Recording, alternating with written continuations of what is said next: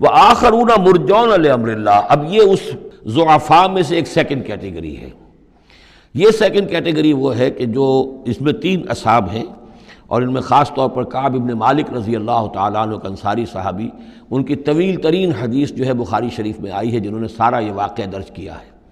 مولانا مودودی نے تفہیم القرآن میں بھی وہ پوری نقل کی ہوئی ہے، تو اس لیے حدیث کی کتاب کا ملنا شاید آپ کے لیے مشکل ہو، لیکن یہ کہ تفہیم القرآن عام طور پر مل جاتی ہے، تو وہاں وہ واقعتاً سبق آموز ہے بہت،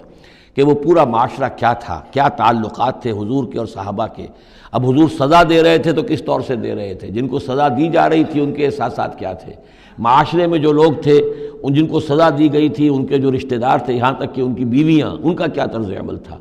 تو یہ ایک جو اسلامی معاشرہ ہونا چاہیے صحیح معنی میں، اور جماعتی زندگی، دینی جماعتی زندگی جس پر ہونی چاہیے، اس کی بہترین تصویر ہے کہ جو اس طویل حدیث میں آئی ہے۔ یہ 3 حضرات ایسے تھے کہ جن کے ساتھ معاملہ وہی ہوا کہ یہ بھی کوئی ڈھیل دیتے رہے، اچھا چلیں گے، کل چلے جائیں گے۔ حضرت کعب ابن مالک فرماتے ہیں کہ میں ان دنوں بہت ہی صحت مند بھی تھا، میرے پاس مال بھی بہت تھا، میرے پاس جو اونٹنی تھی وہ بھی بہت تگڑی تھی، اور میں نے کہا چند دن اور حضور تو چلیں گے 30,000 کا لشکر لے کر، تو ظاہر بات ہے رفتار جو ہے کم ہوگی، تم ابھی اور گھر میں ٹھنڈی چھاؤں جو ہے گھر کی اور اپنے باغ کی اور اپنے جو ہے آرام کر لو، پھر تیزی کے ساتھ دوڑتے ہوئے جا کے حضور سے مل جانا۔ اب شیطان جو ہے اسی طریقے سے تعویق کراتا ہے، تاخیر کراتا ہے، تاکہ یہ کہ پھر ہوتے ہوتے اچانک ایک دن محسوس ہوا کہ اب تو چاہے میں کتنا ہی تیز دوڑوں میں حضور سے نہیں مل سکتا، بس وہ ہاتھ پاؤں ڈھیلے پڑ گئے۔ لیکن یہ کہ اس کے بعد بھی جب حضور صلی اللہ علیہ وسلم تشریف لائے ہیں، اس وقت تک بھی انہوں نے خود کوئی اقدام نہیں کیا اپنی توبہ کا، بلکہ یہ کہ حضور نے جب بلا کے لوگوں سے باز پرس کرنی شروع کی ہے، تو جو منافق آتے تھے وہ قسمیں کھا جاتے تھے، حضور کسی کی بات مان لیتے تھے، جو بھی تھی بات، جب ان کی باری آئی تو حضور مسکرائے۔ حضور کو معلوم تھا کہ یہ ظاہر بات ہے کہ کعب ابن مالک جو ہے منافقین میں سے نہیں ہے۔ فرمائیے آپ کا مسئلہ کیا ہوا تھا؟ انہوں نے صاف کہہ دیا کہ حضور یہ لوگ جو جھوٹی قسمیں کھا کھا کر بچ گئے ہیں آپ کے ہاں سے، مجھے بھی اللہ نے زبان دی ہے، میں بھی بہت سے جھوٹی باتیں بھی کہہ سکتا ہوں، لیکن صحیح بات یہ کہ کوئی عذر نہیں ہے میرے پاس۔ میں جتنا ان دنوں صحت مند تھا اتنا کبھی صحت مند نہیں تھا، جتنا ان دنوں غنی تھا اتنا کبھی غنی نہیں تھا، میرے پاس کوئی عذر نہیں ہے سوائے اس کے کہ شیطان مجھے ورغلاتا رہا۔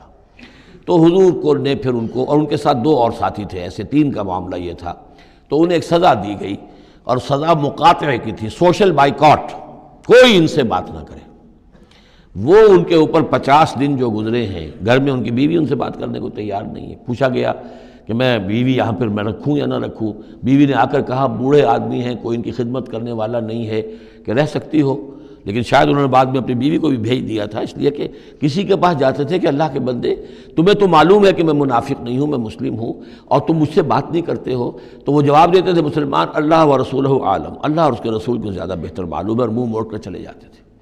تو یہ وہاں کا معاشرہ جو ہے اس کے اندر جو نظم تھا، ضبط تھا کہ ہمارے نبی نے چونکہ انہیں سزا دی ہے لہذا اب ان سے کوئی کلام نہیں کرے گا۔ اسی میں وہ واقعہ بھی پیش آیا، چونکہ 50 دن کا لمبا معاملہ تھا کہ ملک غسان کا جو ہے ان کے پاس ایک آ گیا ایلچی، اور اس کا خط اس نے دیا، اور اس میں یہ لکھا ہوا تھا کہ ہمیں معلوم ہوا تمہارے ساتھی تم پر بڑا ظلم کر رہے ہیں، تمہارے صاحب جو ہے یعنی حضور صلی اللہ علیہ وسلم، تم تو بڑے شریف آدمی ہو اور تم بڑے اپنی قوم کے جو ہے وہ بہت سربراوردہ لوگوں میں سے ہو، تم ایسے تو نہیں ہو کہ تمہیں اس طرح ذلیل کیا جائے، تم ہمارے پاس آؤ، ہم تمہیں اپنے یعنی اونچے درجے دیں گے اپنے دربار میں۔ تو انہوں نے کہا یہ اور مصیبت آئی، اور وہ خط لے کر پھاڑا اور تندور کے اندر پھینک دیا، ورنہ یہ کہ اگر ذرا سی بھی کوئی کمزوری ہوتی تو یہ کہ اس شیطان نے اس کمزوری کو ایکسپلائٹ کرنے کا بھی اتنا بڑا جو ہے داؤ کھیلا تھا۔ بہرحال ان کا ذکر ہے یہ۔ وآخرون مرجون لامر اللہ، اور کچھ اور ہیں کہ جن کے معاملے کو مؤخر کر دیا گیا ہے اللہ کے حکم سے، اما یعذبہم، اللہ چاہے گا تو انہیں عذاب دے گا، واما یتوب علیہم، اور چاہے گا تو ان کو بھی توبہ کی توفیق دے گا یا ان کی توبہ قبول فرما لے گا، واللہ علیم حکیم، اور اللہ علیم اور حکیم ہے۔ ان کا ذکر جو ہے پھر بعد میں آئے گا، کچھ عرصے کے بعد گویا کہ وہ آیات نازل ہوئیں کہ جن میں ان کی توبہ بھی بعد میں قبول ہو گئی، لیکن 50 دن کا بڑا سخت سوشل بائیکاٹ،